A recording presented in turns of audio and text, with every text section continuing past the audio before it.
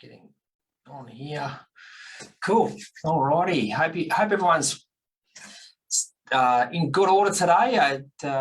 Thanks for jumping on the live. I'll just wait a couple of minutes here for a few more people to jump on, guys, just so that we can have everyone on here. I just want to chat today about selling your property. That's what I want to chat to you about. So it's no case study today. It's no example today.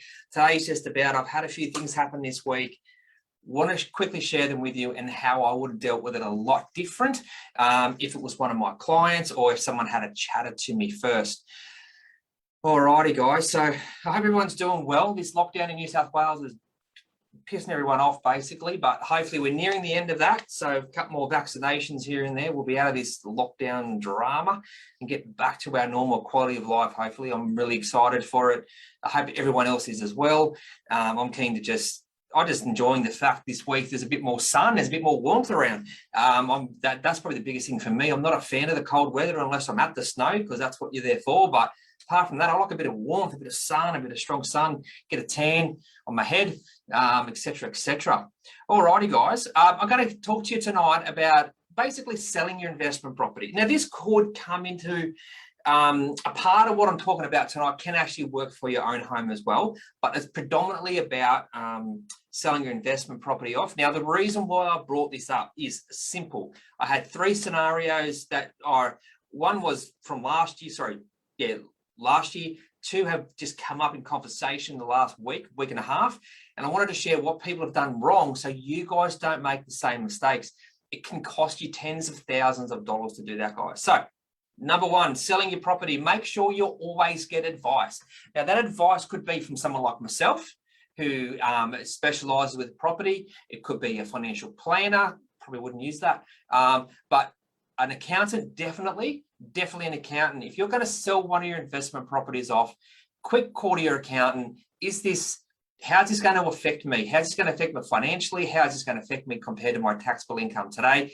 Sometimes an accountant can do a bit of a rough scenario for you so you can see if you were up for capital gains tax, how much it'll be and when it'll be payable. But the biggest thing, now this is what I stress to my clients, is call me before you sell. I always talk about planning before you buy and having a strategy before you buy investments. It's exactly the same if you sell, strategy to sell. Now, I don't want to turn this into a bit of a rant because I'm a little bit pissed off with a couple of people who did this because they cost themselves 300 grand. Can you believe it? I know one client cost themselves $300,000 because they didn't make one phone call to me and they listened to the media. So, question, who here thinks the media is right all the time and who here follows the media? To answer your question, 80% of people would follow what the media say. And why?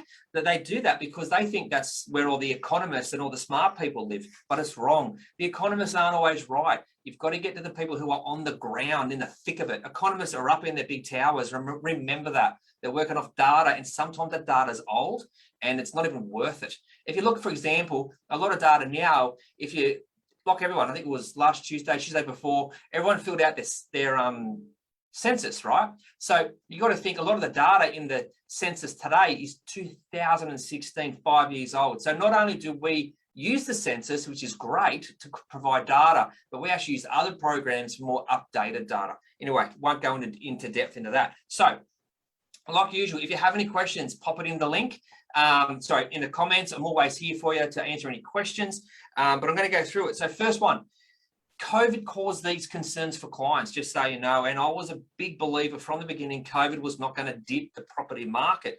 I always said to many people when COVID first started, buy more property, get in front of the COVID wave, and look where we are today, 18 months later, property markets are just off their tits, gone crazy. So example number one, I had a client, apparently their accountant called me. I didn't even know these clients they didn't call me first. I don't know why. I've got a good relationship with them. They sold both their properties off last year. One they sold for $410,000. That's worth approximately $580 today. Now, you think about that, 18 months or even 12 months, let's just say 18 months, they lost 170 grand. But that's just with one property. Not only did the dickhead sell the one, they sold a second one. Sold the second one for $600,000, and conservatively, that house is worth $750 today. So I reckon it's worth more. I honestly believe it's worth 800, but let's just work off 750. They lost the potential of 300 grand. Of course, they got capital gains tax, but wouldn't you love to see $300 more $1,000 in your bank account? I know the hell I would. But they did that without calling the accountant or calling me. Now, I'm very close with their accountant as well, so he would have called me anyway, and we would have talked about should they sell, shouldn't they sell. They may have sold for their own reasons. I don't know the full reasons, but I'll tell you what, I would have been telling them to push it out past COVID because you would have got more money, more buyers, more investors, etc. So they lost $300,000. The next one is my physio. So this is quite funny. My physio, when COVID first hit, that's right, Spencer. If you don't have to sell, mate, never sell. Equity grows consistently. So my physio, when COVID first hit, I was at the physio and he was panicking. He put his property on the market, it sold it straight away because the media said the market's gonna shit itself.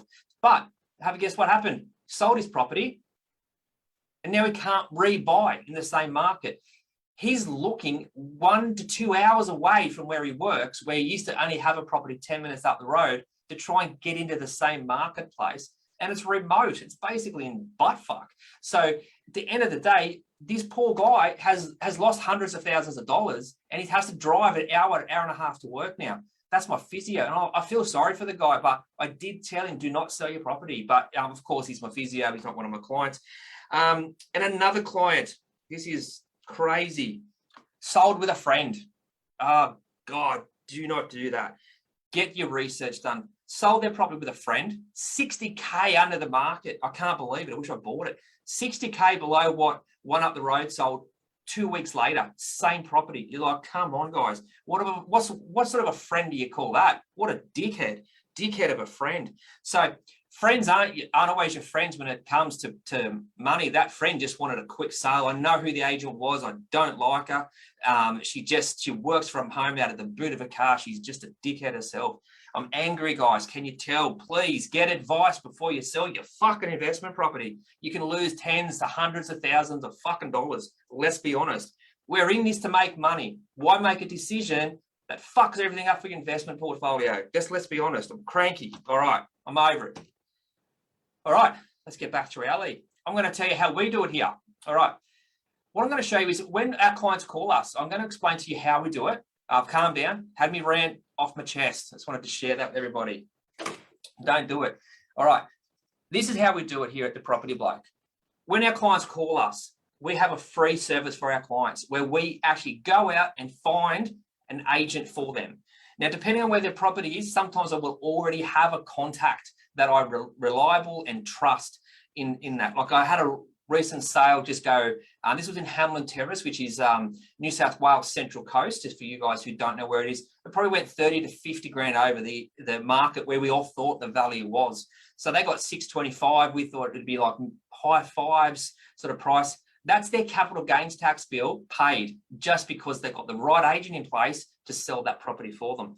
So for my clients where we're in an area where I may not have a contact or I'm not happy with my contact anymore or the contact's changed or whatever, what we do is, guys, I'm going to share this with you and a little bit of information here, how we go about it.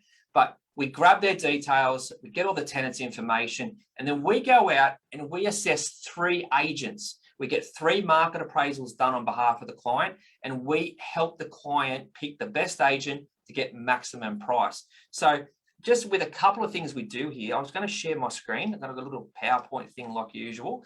Sorry for swearing earlier, guys. I'm dead set so cranky with those clients that they didn't call me first. I'm so annoyed. All right. Strategize for your successful investment property sale. Simple. Disclaimer, you all know it. This is general information. Do not go out. Of course, I just said it. Get full advice before you make any decisions. So what we do, say for example, this guy here, we're in Caulfield, Victoria here. If I had a client, now I do not have a client in Caulfield, just so you know. If I had I just used random, what would you call it, suburbs. This is Caulfield. So what we do is we go out, we do our research. So we don't just call 3 real estates. We would do research and get 3 agents we want to contact to get market appraisals done. That's a free service we do here at the Property Bloke. And say, for example, let's look at Leon here. Leon Guzanafida, whatever that name is, I've got no idea. We'll just call him Leon, make it easy for us. This guy, you can tell, has been in the industry a long time. He's got 380 odd reviews on an independent review website. This year alone, he sold 85 properties at a total value of $122 million. Now, would you use Leon? Maybe, maybe not. Just because he is a big seller doesn't mean he's going to get you the best price, right? So we look at all that data, we look at, and also what we look at is, what is Leon selling? Is Leon selling top end properties, or is Leon selling properties like, basically like our clients' properties? This is the important part. What's the point in getting an agent who's selling mansions to come and sell your 1-bedroom apartment? There's no point, because they're not going to be as interested in selling it because the commission's too low. Let's be honest, money talks. So you've got to get the right agent for the right demographic. So we go through Caulfield, that was Leon. Then we've got Todd. Todd's not, you can tell Todd's been in the industry a fair bit of time as well. He sold $52 million worth of stock, 27 properties sold the last 12 months. And he's got 144 reviews. Now, just because they're not a 5-star rating doesn't bother me. 4.9 to me is classed as a 5. You always get your Nancy's, they do a 4. You always get your dickheads that give you a 1 as well. I don't care if they've got a 1-star rating as long as they don't have 100 of them. And then, of course, we've got here again, we've got Bernard. With Bernard, you can see here, Bernard is a younger bloke. In this scenario here, he hasn't sold anywhere near as much as the top 2, but that could make him more hungry. So what we do is, out of those top 3, we get the market appraisals done, and through that process, we physically do a phone interview with each one on behalf of the clients to ensure they're going to get maximum value. Now, the biggest thing people do wrong is go for the cheap agent. Do not go for the cheap agent. An agent of, say, 0.5% on a $500,000 property, what's that? That's a $2.5 grand more fee. But if that agent can get you 10 grand more, you've done a $7.5 grand increase in price. So just be aware, do not go for cheap agents every time. Sometimes cheaper is better if their reviews are good, but some people just don't charge a lot. But I'm the sort of person I don't negotiate on fee when I sell property. I'm going to be straight honest with you guys. I go for the best agent, and I definitely remind them I have not negotiated on their fee. Give me top dollar, or I'm not going to accept your offers. Then we're going to head up to Queensland here in Burleigh Heads. Everyone knows Burleigh Heads. Burleigh Heads basically is just the bottom of the Gold Coast, just below Surfers Paradise there. Burleigh Head's an example where an area has basically outstripped growth of the Gold Coast. There's a lot more demand for Burleigh Heads lately. But what you got here is this guy here, Will West. He's got here, what's that? He's done a lot. He's got over 300 reviews as well. But even though he might have a 1-star, he's got a 3-star, 23 4-stars. That's fine, as long as he's selling the properties within how many days on the market, and is it within the market price that you want to sell your property. Now, we do all this research for you. It definitely takes a bit of time, but we're professionals at it, of course, here at the Property Bloke. Then we've got Sebastian. Sebastian's only got 5 reviews. Now, Sebastian's only got 23 reviews. Same thing again, hasn't sold a lot of property, but we go back through Sebastian's history. He may have only been in the industry 12 months or 18 months, but that doesn't mean he's bad at his job. But what we want to see is some good amount of 5-star reviews. And of course, you read the reviews, and we look at what properties he has sold. So say, for example, here, let's just go back. What have we got here? Say we've only got Will, right? Will here is in Burleigh Heads, Queensland. He sold 300. He sold a shitload of properties, right? Then you come down here, you've got Sebastian, hasn't sold as many. But Sebastian could be hungrier, and we get that from our interviews, okay? We get that with how quick they respond back to us, what their market appraisals look like. And in their market appraisals, we'll ask the question, how are you going to market this property? Do you have a database? Do you use Facebook? Do you use Instagram? How do you market this property? How are you going to get this property sold? And what's your time expectation and price expectation? That's the big questions we ask. Now, you as a consumer may not know the right questions to ask. That's where we as the professional ask all the right questions. And then I've got Kat Fraser. She looks like a good sort, but that doesn't make any difference, of course. We've got 4.9, which is fine, but she has sold a crap load, probably the most of what I've got. No, she's the second top here, 365 reviews here. But as you can see there, she sold 48 properties, 26 million bucks. So you can basically work out it's an average of $500,000. And with the average investment property, say in Burleigh Heads, in your generic style investment property, $500,000 is probably on key. So she's selling a lot of properties in your target market. So she's probably got a lot of buyers in a database. All right, guys. So that's how we do it at the Property Bloke. We assess each property. We make the professionals go, like when I say professionals, most suburbs will have, 10, 20 real estate agents working amongst, 4 or 5 offices. So you want to make sure you select the right agents to select and then narrow that down to say 3, for example. And you've got to be careful when you're selling your property. If you're definitely selling it, it doesn't matter. But if you're disrupting your tenant and you only want a market appraisal, that's different. You just want to make sure if you're going to access a property with 3 agents, your tenant's liable to say, I'm out of here. So you've got to be prepared for that if you're not going to sell it straight away. It depends on what part of the sale you're up to, okay, guys?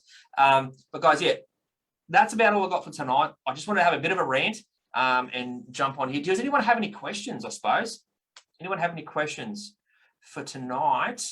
It's okay if you don't, but like normal, guys, if you have any questions about your own scenario, here at the Property Bloke, we do all styles of property investment. We can answer your questions. We can give you some direction, of course. It's just a 15-minute call. Now, Jess has popped in there the 15-minute call link. It's free. Jump online, 15-minute call. If I can help you, I can. If I can't, I can't. I can't help everyone, of course. I only specialize in residential. I don't do a lot with commercial, for example. But if I can't help you, I'll just tell you I can't help you. I'm definitely got no skin off my nose, and I'd rather tell you I can't help you if that is the case. All right. Any questions? No questions? That's okay. Perfect. All right, guys. So I'm going to jump off now. If you have any questions, feel free to put it in the comments. You'll be able to see it later. Otherwise, I'll see you again over the next few days on Facebook. Feel free to touch base with us or reach out to us if you have any questions or you would like some information on how to get started in property. I'm the Property Broke, not broke. That's not what you want to hear, is it? I'm the Property Bloke, giving real Australians real advice on real property. Chat to you soon. Have a great night. I can smell my dinner. I'm going to eat it. It smells fantastic. Have a good one,